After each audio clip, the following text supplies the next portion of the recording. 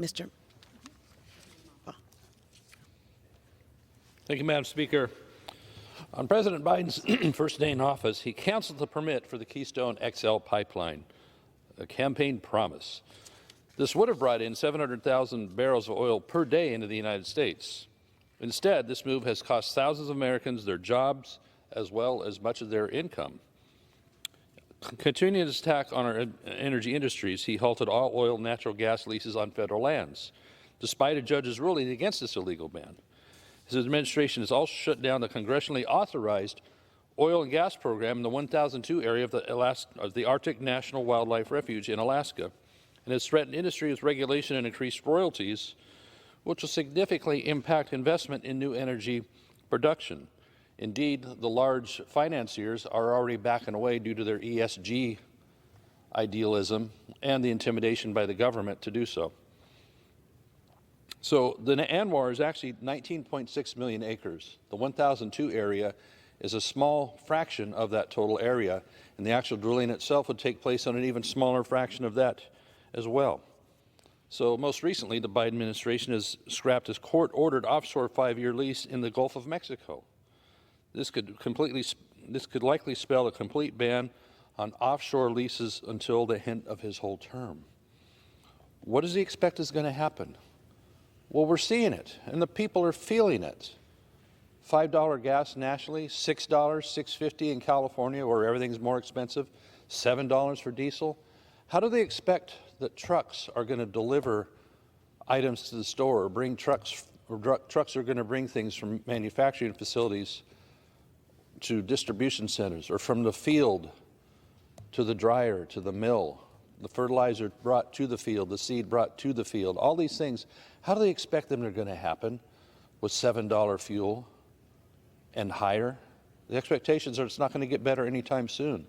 So we've seen proposals by the Biden administration to relieve the gas tax and diesel tax. There's about 18.4 cents per gallon on gas and 24.4 on diesel.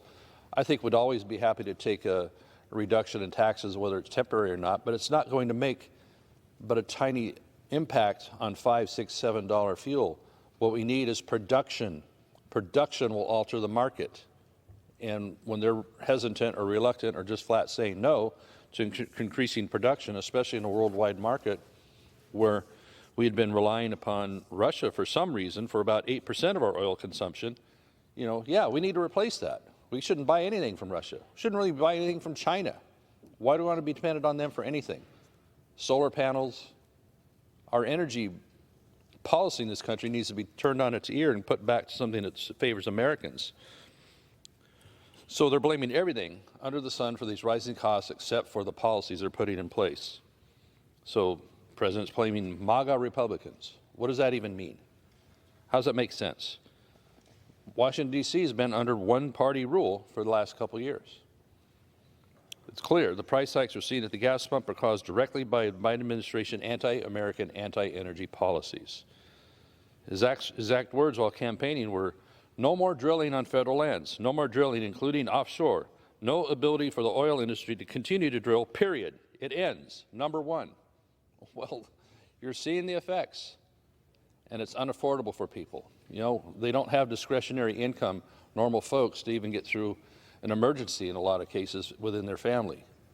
And we keep heaping this upon the back for their energy needs, for driving their vehicles, heating their homes, taking away natural gas. There's areas moving to do that. Cities, certain other jurisdictions want to say no more natural gas for your stoves and heaters and such, want it to be all electric. So these hostile actions are indeed creating long-term uncertainty. We're seeing the futures contracts for energy are staying high. How much longer can we do this? How long will they be in place that way? Less drilling results in higher oil prices, which means higher gas prices for consumers. It's that simple. It's not rocket science. But instead, the president is traveling to Saudi Arabia to beg for them to send more of their oil to us. Well, we have the reserves in many states in our own country that we can be tapping into and doing it more ecologically soundly and certainly more economically soundly. He'd rather, I guess, line the pockets of OPEC oligarchs than create the high-paying jobs we have right here and do it well. We know that American energy is the cleanest and safest in the world. It's much cleaner than natural gas that Russia was sending to Western Europe and now is cutting off from them. Well, that's a surprise, isn't it? Germany gets rid of their nuclear power plants and cuts back on other forms of energy. And now, instead, because they cannot rely on Russian gas coming in through the big pipe, then they're having to restoke their coal-fired plants. Isn't that amazing? You actually go backwards on environmental issues when you don't plan, when you can't foresee what might happen with what Russia would do. Gentleman's time is has expired. Exporter, and we should be a major exporter, helping our European allies and helping Americans to have jobs and decently priced energy that comes from our own country. I yield back.